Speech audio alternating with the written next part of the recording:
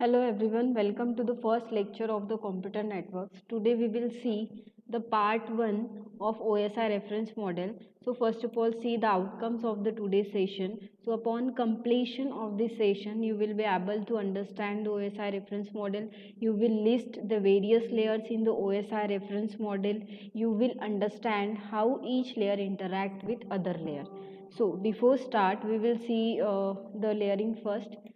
So layering means decomposing the problems of building a network into a more manageable component, and this more manageable component it is called as a layer. So the problem of building a network is always a big one. So by using the layering we can decompose it into smaller ones which is called as a layers, and this is also called as a manageable component. So by using the layering we basically have a two benefits.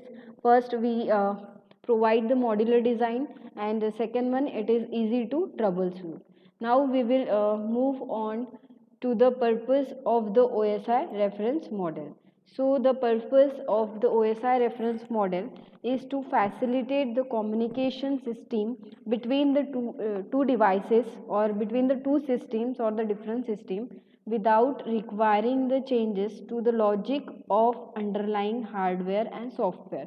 Means we are going to, whenever we are going to establish the communication between the different system, means what it means two different computers with two different operating systems, or two different devices with two different functionalities. So in the term of hardware they may be a different, and in the term of software they may be a different. So whenever we are talking about the two different system which going to communicate with each other according to the guidelines which is provided by the OSI reference model. Now we will see what are the different layers in the OSI reference model. So basically there are 7 layers in the OSI reference model: application layer, presentation layer, session layer, transport layer, network layer, data link layer, and physical layer. So as per the OSI reference model, it is concerned the order of the layer is very important in this. So we should not change the order of the layer.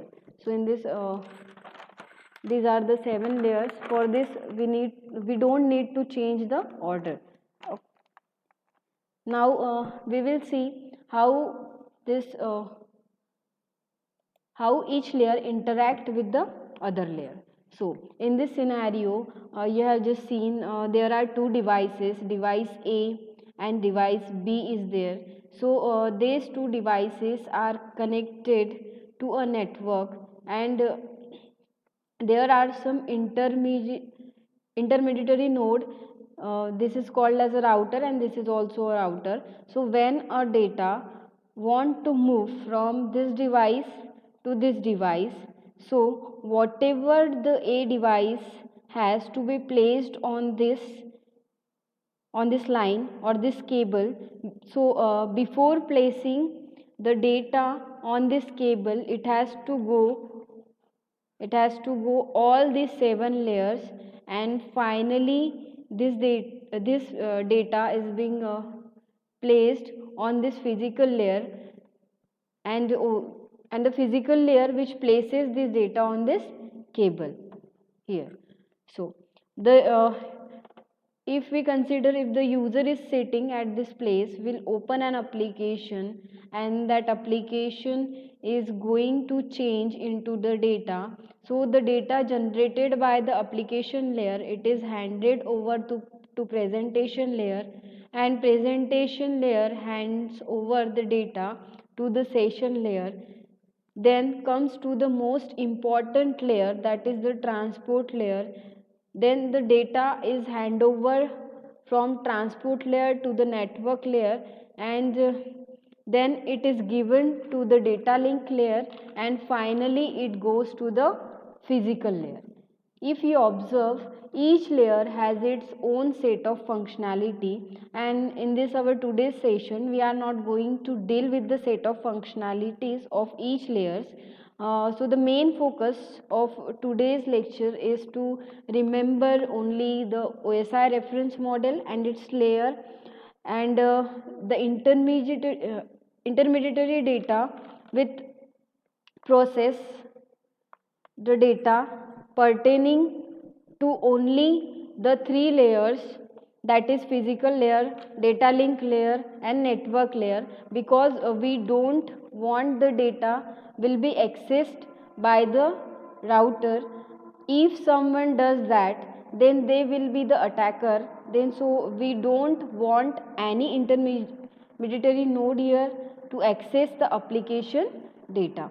So always remember, the intermediary node only focus on this physical layer, data link layer and network layer. And finally, the data is received, it will given to the physical layer, then given to the data link layer and then network layer. So the data by the device for the source computer will be from layer 7 to layer 1, and upon reception of the data will be processed from layer 1 to layer 7. Always remember, the layer 1, that is the physical layer, layer 2, that is the data link layer, third layer, that is the network layer, fourth one layer, that is the transport layer, fifth one layer, that is the session layer, sixth layer, that is the presentation layer, and seventh layer, that is the application layer. And there is always an interaction between the adjacent layer, means application layer interact with the presentation layer interact with the session layer interact with the transport layer, and so on. So hope the session will be informative for you, and thank you for watching.